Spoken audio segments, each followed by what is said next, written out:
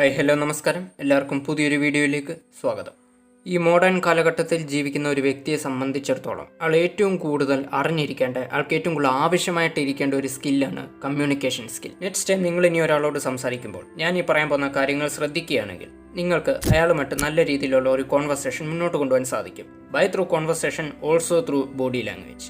ഇത് പറയാൻ കാരണം കമ്മ്യൂണിക്കേഷനേക്കാൾ കൂടുതൽ നിങ്ങളുടെ ബോഡി ലാംഗ്വേജിലാണ് ഈ പറയുന്ന കാര്യങ്ങൾ ഉൾപ്പെടുത്തേണ്ടത്.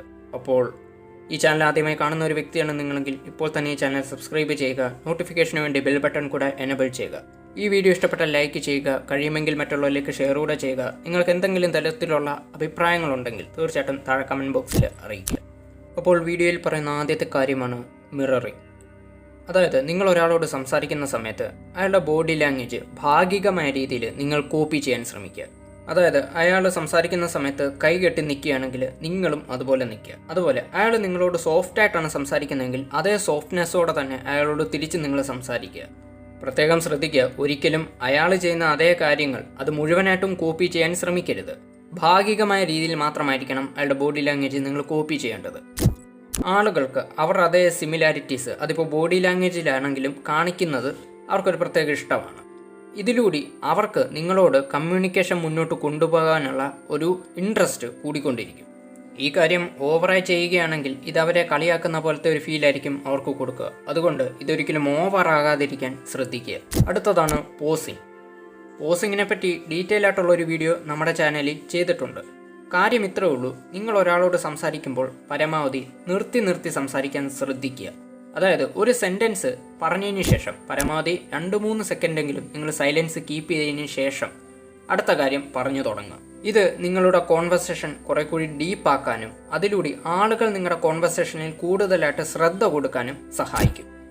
അടുത്തതാണ് ആക്റ്റീവ് ലിസണിങ്. കമ്മ്യൂണിക്കേഷൻ സ്കില്ലിലെ ഏറ്റവും ഇമ്പോർട്ടൻ്റ് ആയിട്ടുള്ള കാര്യമാണിത്. അതുപോലെ തന്നെ 90% ആളുകൾക്കും ഇല്ലാത്തതുമായിട്ടുള്ളൊരു കാര്യം. അതായത് ഓപ്പോസിറ്റ് നിൽക്കുന്ന ഒരാൾ അയാൾ പറയുന്ന മുഴുവൻ കാര്യങ്ങളും ശ്രദ്ധയോടെ കേൾക്കാൻ ശ്രമിക്കുക. ആളുകൾ കൂടുതലായിട്ടും ഇഷ്ടപ്പെടുന്നത് സത്യത്തിൽ അവരെ കേൾക്കുന്ന ആൾക്കാരെയാണ്. എന്നാൽ നമ്മളിൽ പലരുടെയും ആറ്റിറ്റ്യൂഡ് ഞാൻ പറയാനുള്ളത് പറയാം, അത് കഴിഞ്ഞിട്ട് നീ പറഞ്ഞാൽ മതി എന്നുള്ളത്. അതുപോലെ തന്നെ പറയുന്നതിൻ്റെ ഇടയിൽ കയറി പറയുക. ഇതൊക്കെ അക്ഷരാർത്ഥത്തിൽ ഒരാളുടെ കമ്മ്യൂണിക്കേഷൻ സ്കില്ല് കളയുന്ന ഒരു കാര്യങ്ങളാണ്. അതുകൊണ്ട് തന്നെ നിങ്ങൾ പറയുന്നതിനേക്കാൾ കൂടുതൽ കേൾക്കാൻ ശ്രമിക്കുക. ഒരു നല്ല കേൾവിക്കാരനാകാൻ ശ്രമിക്കുക. അടുത്തതാണ് ആങ്കറിങ് കോൺഫിഡൻസ്.